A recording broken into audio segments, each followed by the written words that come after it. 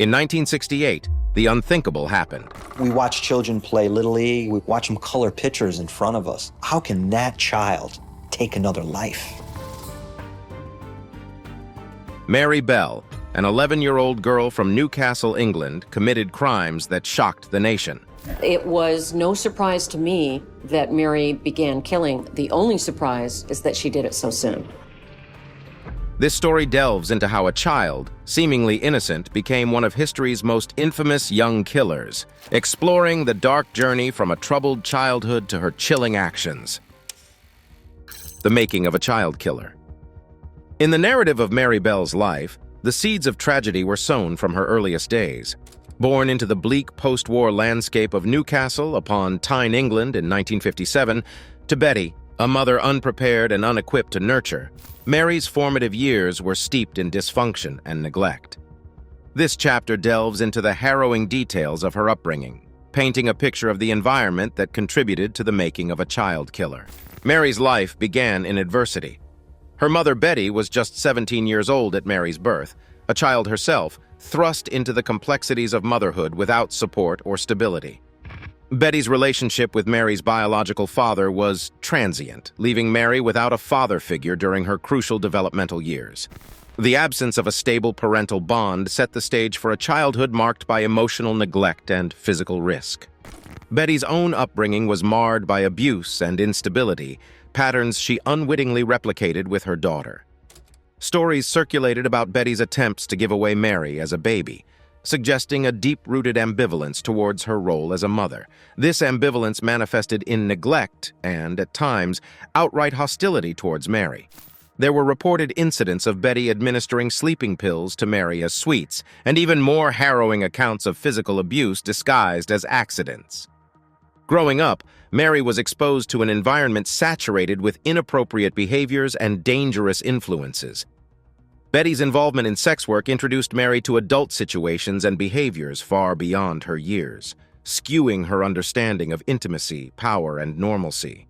The transient men in Betty's life brought instability and unpredictability into their home, further complicating Mary's sense of security and worth. From a young age, Mary exhibited troubling signs of distress. Her aggressive behavior towards peers, fascination with the concept of harm, and instances of harming animals were glaring red flags. These early signs of antisocial behavior, often a cry for help in troubled children, went largely unaddressed by those around her. Teachers and neighbors noted Mary's strange behavior, but the lack of a coordinated response meant that Mary's cries for help were left unanswered. The Scotswood area, where Mary lived, was characterized by economic deprivation and social neglect. In the shadow of World War II, the community faced poverty, unemployment, and the decay of post-war infrastructure. For children like Mary, the neighborhood's derelict buildings and rubble-strewn lots became playgrounds, a physical manifestation of the neglect they experienced at home. This environment, devoid of safety and positivity, played a critical role in Mary's path towards violence. As Mary's understanding of relationships and morality continued to be shaped by her adverse experiences, the distinction between right and wrong blurred. The lack of positive intervention, whether from social services, the education system, or the community, meant that Mary's trajectory towards violence went unchecked. It was within this perfect storm of neglect, abuse, and environmental factors that Mary's actions escalated, culminating in the tragic events that shocked the nation. The trial and conviction. In December 1968, the trial of 11-year-old Mary Bell for the murders of Martin Brown and Brian Howe presented an unprecedented challenge to the British legal system. The proceedings stirred a national debate on the capacity of children to understand and commit crimes with the same culpability as adults, the appropriateness of their trial in adult courts, and the broader implications for juvenile justice. The trial took place at Newcastle Assizes, where Mary Bell was charged alongside her accomplice, Norma Bell, no relation, with 2 counts of manslaughter. The use of manslaughter charges, rather than murder, was significant. It indicated the prosecution's recognition of the girl's age and Mary's potentially diminished responsibility due to her troubled upbringing and possible mental health issues. Throughout the trial, the courtroom was left aghast as details of the crimes were laid bare. The prosecution painted Mary as the ringleader, emphasizing her manipulative behavior and lack of remorse. In contrast, the defense argued that Mary's abusive background, characterized by neglect and exposure to inappropriate behavior, had impaired her ability to distinguish right from wrong. One of the most contentious issues was Mary's mental state. Expert testimony revealed that she exhibited classic signs of psychopathy, including a profound lack of empathy. However, there was debate over whether she could be held fully accountable given her age and upbringing. On December 17, 1968, after a trial that captivated and horrified the nation, Mary Bell was convicted of manslaughter on the grounds of diminished responsibility. Norma was acquitted of all charges. The judge, Mr. Justice Cusack, described Mary as dangerous and said she posed a very grave risk to other children. She was sentenced to be detained at Her Majesty's pleasure, an indefinite sentence without a fixed term, reflecting the seriousness of her crimes and the uncertainty surrounding her rehabilitation. The sentencing of Mary Bell elicited a mixed reaction from the public and media. Headlines branded her a monster, reflecting society's struggle to comprehend how a child could commit such brutal acts. The media's portrayal was often sensationalized, focusing on Mary's demeanor and appearance, rather than the complex socio-psychological factors that contributed to her actions. The public reaction was similarly polarized. Some saw Mary as the embodiment of pure evil, while others viewed her as a victim of her circumstances, a child failed by her family and society. This division underscored the broader discomfort with the idea of child criminals, beings too young to be fully accountable, yet capable of acts that defy easy explanation. The trial of Mary Bell raised significant questions about the treatment of juvenile offenders within the legal system. The decision to try Mary in an adult court and the nature of her indefinite sentence sparked debate over the adequacy of the juvenile justice system to handle cases involving young children who commit serious crimes. Critics argued that the legal proceedings failed to adequately consider Mary's age and psychological state, focusing more on punishment than on rehabilitation. The case highlighted the need for a juvenile justice system that could better balance the need for public safety with the rehabilitation of young offenders, recognizing that children, especially those with traumatic backgrounds, require intervention and support rather than mere punishment. The case also influenced discussions on legal reforms, including the need for specialized courts for juveniles, better assessment and treatment of young offenders, and the importance of safeguarding children's rights within the legal process. Psychological analysis. The unsettling case of Mary Bell forces us to delve into the dark corners of a child's psyche, challenging our understanding of nature versus nurture and the complex interplay between genetics, environment, and individual choice. Mary's actions were not just a shock to the moral senses, but a call to examine what drives a child to commit such heinous acts. Mary Bell's early life was marred by neglect, abuse, and exposure to inappropriate behaviors. Her mother, Betty, was emotionally distant, often leaving Mary in situations of considerable danger. The lack of a nurturing and safe environment during her formative years played a crucial role in shaping Mary's psychological development. Children require stability, love, and positive reinforcement to develop healthy emotional and social skills, elements starkly absent in Mary's upbringing. Psychologists argue that the first few years of life are critical for emotional and psychological development. Mary's environment was one of volatility and violence, a breeding ground for severe psychological disorders. The abuse and neglect she suffered likely led to attachment disorders, making it difficult for her to form healthy relationships or empathize with others. Experts have speculated that Mary might have suffered from a range of psychological issues, including psychopathy, a personality disorder characterized by persistent antisocial behavior, impaired empathy and remorse, and bold, disinhibited, and egotistical traits. While diagnosing such conditions in children is controversial, Mary's lack of empathy, manipulation, and thrill-seeking behaviors align with some of these traits. Furthermore, Mary's exposure to sexual behaviors and possibly experiencing sexual abuse could have contributed to her disturbed state of mind. Such trauma can profoundly impact a child's development, leading to confusion, anger, and misdirected aggression. The psychological theory of learned behavior suggests that Mary, having been exposed to violence and sexual abuse, learned to associate these actions with power or control, elements she lacked in her personal life. The debate over nature versus nurture is particularly poignant in Mary's case. Was Mary Bell born with a predisposition towards violence, or did her environment mold her into a killer? This question is complex, with no clear-cut answers. Genetic predispositions can influence behavior, but environmental factors, such as upbringing, social conditions, and experiences, play a significant role in shaping an individual. Mary's case suggests a potent mix of both, a possible inherent vulnerability exacerbated by her abusive and neglectful environment. Mary's crimes occurred in a context of social and economic deprivation. Scotswood was an area marked by poverty, unemployment, and social disintegration. Such environments can increase the risk of developing antisocial behaviors, as they often lack the community support, educational opportunities, and positive role models necessary for healthy development. The demolition and decay that physically characterized her surroundings were mirrored in the social fabric of her community, offering a bleak landscape for a child already teetering on the edge of psychological despair. Psychiatrists involved in Mary's trial diagnosed her with psychopathic personality disorder, a term used at the time to describe individuals showing a profound lack of empathy and regard for others. This diagnosis, while reflecting the understanding of mental health issues at the time, underscores the complexity of Mary's psychological state. Modern interpretations might lean towards a diagnosis of conduct disorder or even post-traumatic stress disorder, PTSD, given her traumatic upbringing. The crimes. In 1968, the tranquil streets of Newcastle upon Tyne were shattered by a series of chilling events that would mark one of the most disturbing chapters in British criminal history. At the heart of this horror was Mary Bell, an 11-year-old girl whose actions would leave an indelible scar on the community and challenge societal perceptions of innocence and evil.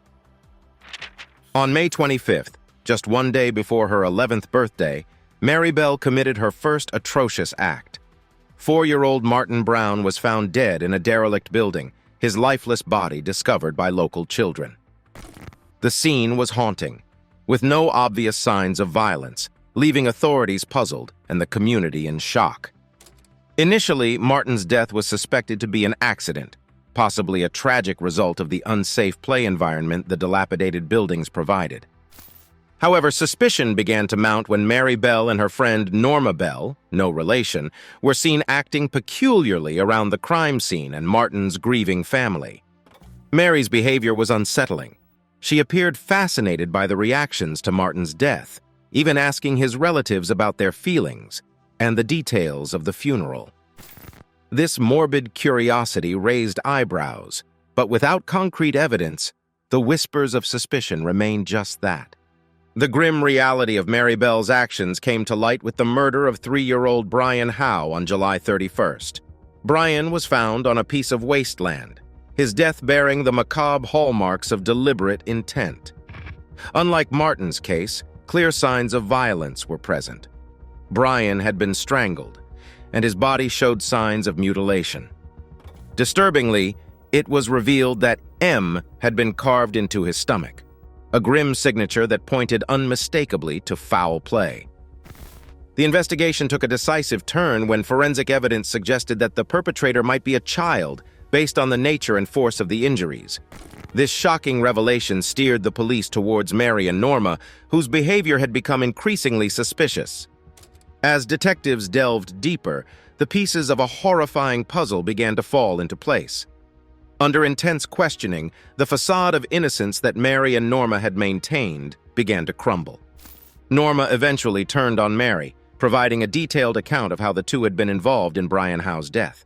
Mary's own accounts were riddled with inconsistencies, and her cold demeanor during interrogation sessions only served to heighten suspicions about her involvement. The evidence against Mary was mounting, including her knowledge of details about the crimes that only the perpetrator could know.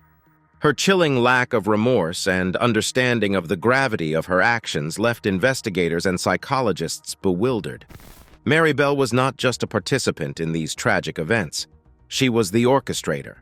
The revelation that an 11-year-old girl was responsible for such heinous crimes sent shockwaves through the community and the nation. How could a child, a figure so closely associated with innocence, commit acts of such brutal violence? The murders perpetrated by Mary Bell forced society to confront uncomfortable truths about the nature of evil and the capacity for children to commit acts previously thought beyond their capability. The community of Scotswood, already struggling with economic hardship and social issues, was plunged into a state of fear and mourning. Trust eroded overnight, with parents keeping a tighter leash on their children and eyeing their playmates with suspicion. The safe communal atmosphere that had allowed children to roam freely was replaced by one of caution and dread.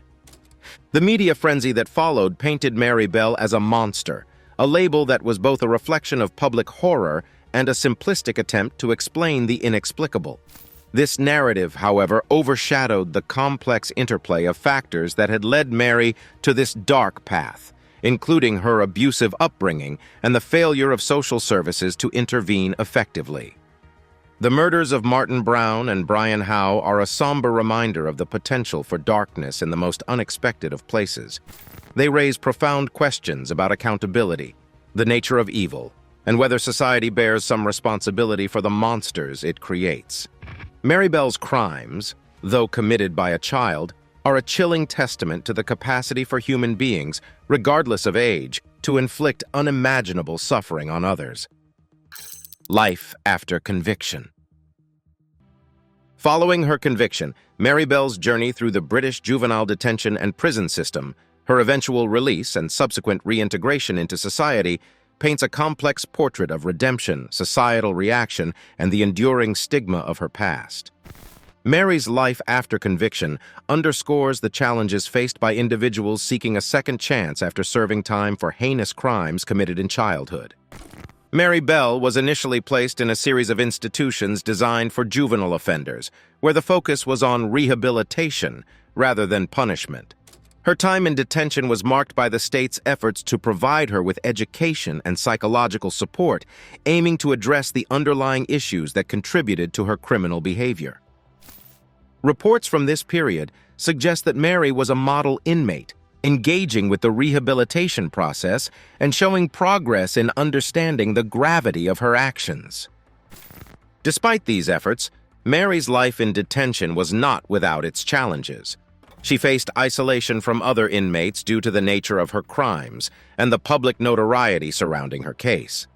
This isolation was compounded by the scrutiny of the press and the public, who remained fascinated and appalled by the child murderer. The media's portrayal often ignored the complexities of her case, including her abusive upbringing and the failures of the social system that might have prevented her descent into violence. In 1980, after serving 12 years, Mary Bell was released at the age of 23. Her release was conditional on her maintaining a low profile and was accompanied by a new identity to protect her from public backlash. This decision was controversial, raising debates about the rights of offenders to anonymity and the public's right to know. Critics argued that the gravity of Mary's crimes warranted ongoing public awareness of her whereabouts, while supporters of the decision emphasized the importance of giving her a chance to rebuild her life away from the shadow of her past actions. The granting of anonymity to Mary Bell was a landmark decision in the UK, setting a precedent for how the legal system handles the release of notorious criminals, especially those convicted as minors. It reflected a broader shift towards recognizing the potential for rehabilitation and the importance of protecting individuals from vigilante justice. Mary Bell's reintegration into society was fraught with difficulties. The stigma of her past, the need to conceal her true identity, and the challenge of forming new relationships under the constant threat of exposure posed significant obstacles to her attempts to lead a normal life. Mary's case highlights the broader issue of societal reintegration for ex-offenders, particularly those with notorious backgrounds. The balance between protecting the public and ensuring the rights and safety of rehabilitated individuals remains a contentious issue. In the years following her release, Mary Bell has lived under the radar, with few details of her life becoming public knowledge. She became a mother, and the protection of her child's identity added another layer to the debate over her right to anonymity. In 2003, Mary won a high court battle to have her own and her daughter's anonymity protected for life, a ruling that underscored the legal system's commitment to safeguarding the futures of individuals affected by crimes committed by their parents. The controversy surrounding Mary Bell's anonymity and new identity reflects the tension between society's desire for retribution and the belief in the capacity for change. While some view her anonymity as a necessary protection for someone who has served their time and poses no further threat to society, others see it as an affront to the memory of her victims. The debate extends beyond Mary Bell's individual case to broader questions about the criminal justice system's role in rehabilitating young offenders. It raises important questions about how society treats those who have served their time, especially when their crimes are committed at a young age, and the extent to which individuals can truly escape their past.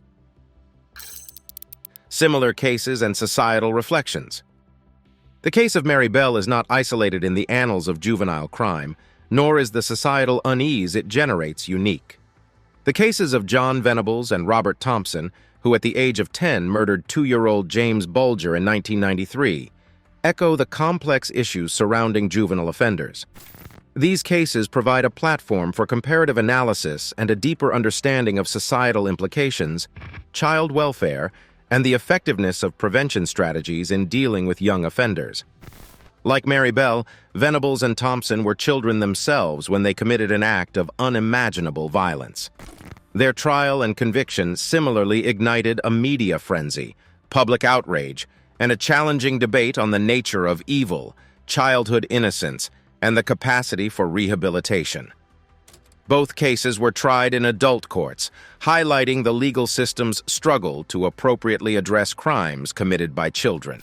The sentences given to Venables and Thompson, detention at Her Majesty's pleasure with a minimum term, parallel the indefinite nature of Mary Bell's sentence, emphasizing the judicial system's attempt to balance punishment with the potential for rehabilitation. Upon their release, Venables and Thompson were also granted new identities, reflecting the continued concern for their safety and the potential for reintegration into society. The reactions to these cases underscore a broader societal discomfort with the idea of children as perpetrators of severe crimes. Public discourse often oscillates between viewing such offenders as products of a failed social system or as inherently evil. This dichotomy complicates efforts to address the root causes of juvenile crime and to implement effective prevention and rehabilitation strategies. The media's role in shaping public perception cannot be understated. Sensational coverage often strips away the nuance, reducing complex human stories to simple narratives of good versus evil. This not only impacts the individuals involved, but also influences policy and public opinion on juvenile justice.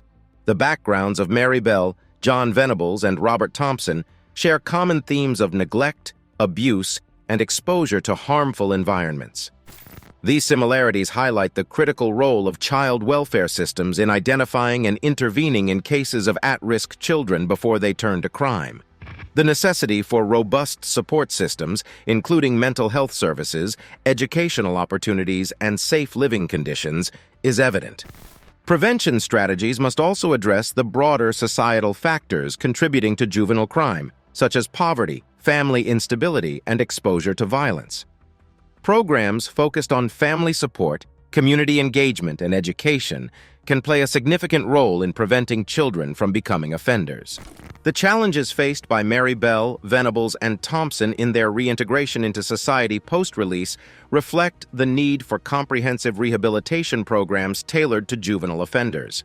Such programs should not only focus on education and vocational training, but also on psychological support, helping young offenders understand their actions, develop empathy, and learn coping mechanisms for a successful life outside of detention. The debate over granting anonymity to juvenile offenders upon release raises important questions about the rights of the individual versus the rights of the community. While the protection of young offenders from potential harm is paramount, it must be balanced with the need for transparency and public safety.